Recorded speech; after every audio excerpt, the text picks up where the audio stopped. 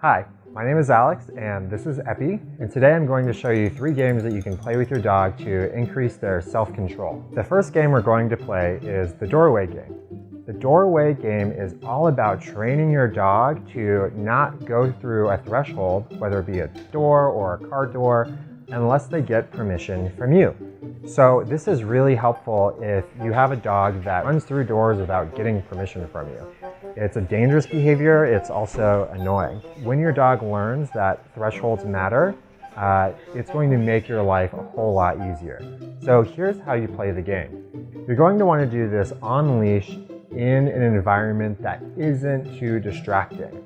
So you're going to start by having some treats in your hand and just getting your dog to orient and be interested in the treats. And what you're going to do is open the door, whether it be the car door or your front door, and the second you open the door, you're going to give your dog the treats.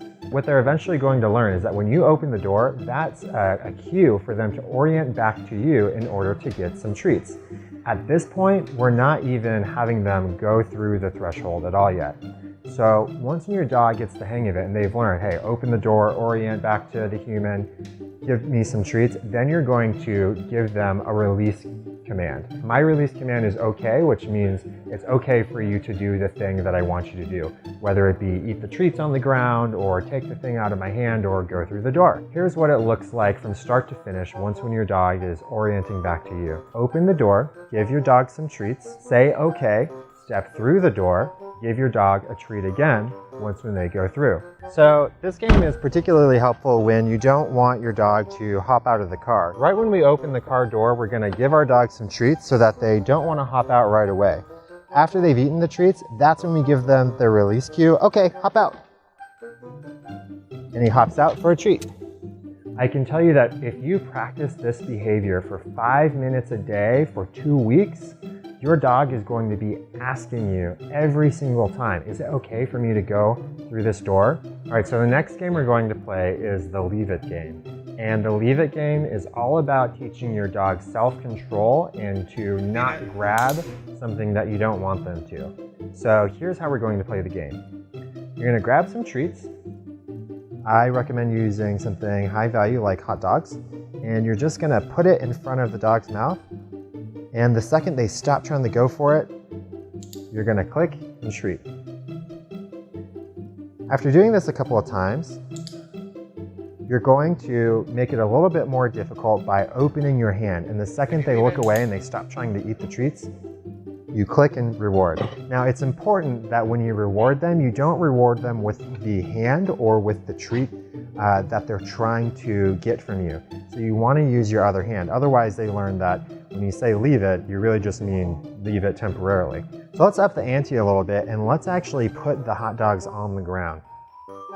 Keep in mind, up until this point, we actually haven't been using the word leave it at all yet. This is a lot more difficult once it gets on the ground.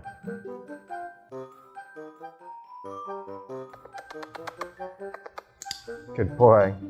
You want to be careful not to use things that they would ordinarily play with, because we only want to use the leave it command with things that they really shouldn't be playing with day to day. So let's say a toy that they really like, don't use the leave it command because we want them to play with the toy eventually.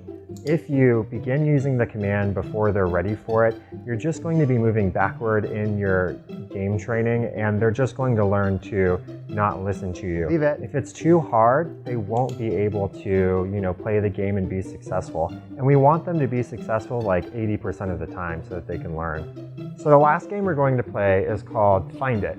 The Find It game is the coolest, most awesome game in the world for your dog because from their perspective, all they have to do is find and pick up treats on the ground. So here's how you play. It's really simple.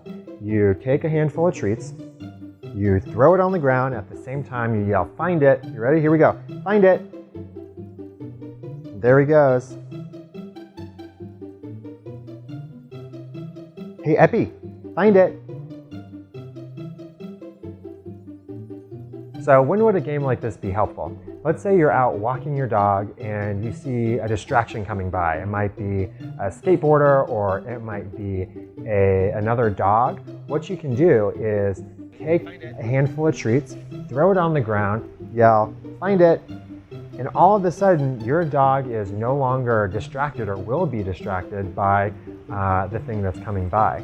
It's best that you play this game before the distraction has actually distracted your dog yet. That is to say, they're not over threshold. This game isn't going to train your dog to no longer be distracted by that thing that's bringing them above threshold, but it is going to help in those situations when you just don't want them to become distracted. Before you play these games, I recommend that you give them an opportunity to run around and let off some of that energy, because if they have pent-up energy in their bodies, it's going to be harder for them to focus on you and work through some of these games. We make a tool called the Clever Pet Hub that exercises your dog's mind and body so that they're more relaxed when you get home. You'll find that when your dog doesn't have so much energy, it's actually easier for you to control them and easier for you to do dog training with them. If you're interested in learning more, check us out at clever.pet.